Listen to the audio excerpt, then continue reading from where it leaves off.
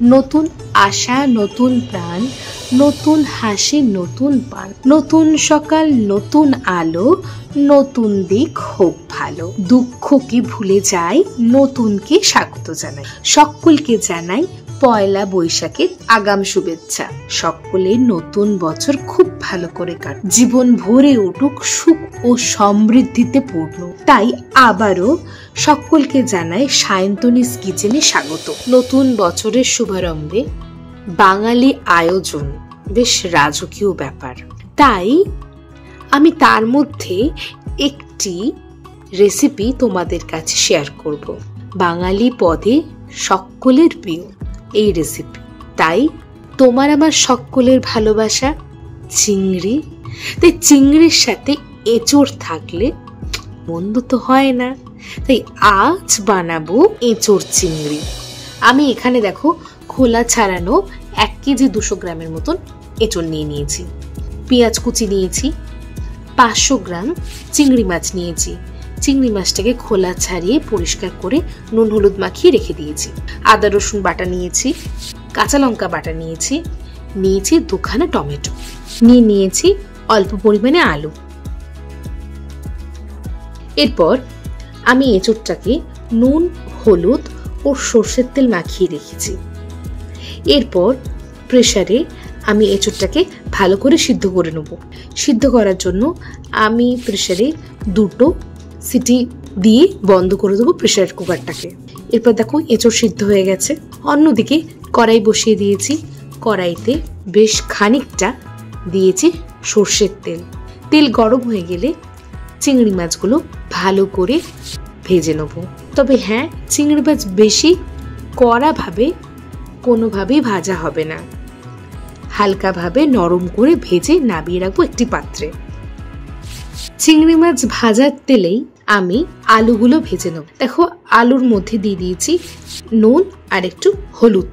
ভালো করে আলুগুলো ভাজা হয়ে গেলে একটি পাত্রে তুলে রাখবো।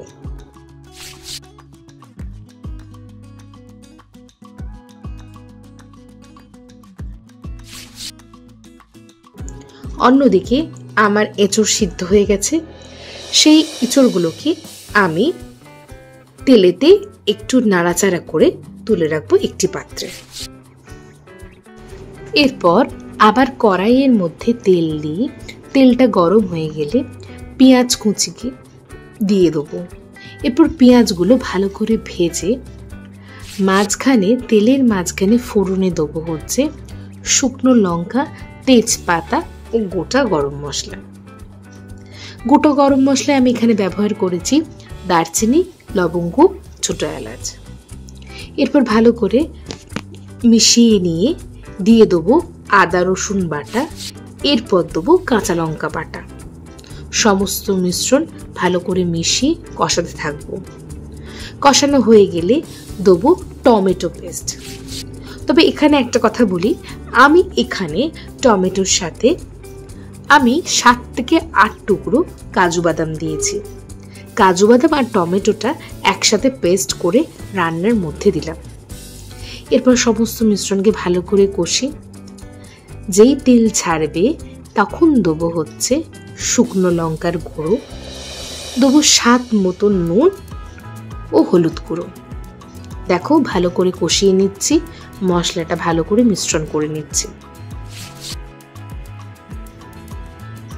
দেখো মশলাটা কষানো হয়ে গেলে আমি একটু মিক্সচারের বাটি ধোয়া জলটাই আমি দিয়ে দিলাম। দেখো এই জলটা আমি ফেলি না, আমি দিয়ে দিই।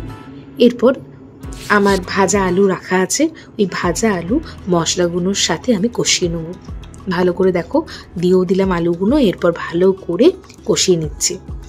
অন্যদিকে আমি এখানে একটা ভাজা মশলা বানিয়ে দেবো হচ্ছে 2 চামচ গোটা ধনে, 2 চামচ গোটা জিরে, দেবো কয়েক টুকরো শুকনো লঙ্কা, দেবো গোটা মরিচ আর নুন। দেখো ভালো করে গরম হয়ে গেলে আমি নামিয়ে রেখে দেবো একটি পাত্রে। এরপর দেখো আলু কষানো হয়ে গেলে একে একে দিয়ে দেবো ভেজে রাখা এঁচোড়গুলো। এরপর দেখো ভেজে রাখা এঁচোড়গুলো আলুর সাথে কষিয়ে নেবো। দেবো ভাজা চিংড়ি মাছগুলো। এরপর সব একসাথে ভালো করে কষিয়ে নিয়ে দেবো স্বাদ মতো নুন, দেবো কিছুটা পরিমাণে চিনি, আর দেবো একটু সামান্য পরিমাণে গরম জল। বেশ ভালো করে এটাকে ফুটতে দেবো। দেখো তরকারিটা আমার রেডি হয়ে গেছে। এরপর উপর থেকে ছড়িয়ে দেবো যে ভাজা মশলাটা আমি করেছিলাম, সেই ভাজা মশলার গুঁড়োটা আমি উপর থেকে ছড়িয়ে দেবো। দেবো 1 চামচের একটু কম পরিমাণে গরম মশলা গুঁড়ো, দেবো বড় চামচের 2 চামচ পরিমাণ ঘি। দেখো সবকিছু মিশ্রণ ভালো করে মিশিয়ে নিলাম। আজকের রেসিপি এঁচোড় চিংড়ি রেডি হয়ে গেছে। এইভাবে তোমরা করে জানাও তোমরা কেমন হয়েছে সেটাও জানিও। আজকের মতন এই পর্যন্ত, আবার নতুন রেসিপি নিয়ে তোমাদের সাথে দেখা হচ্ছে।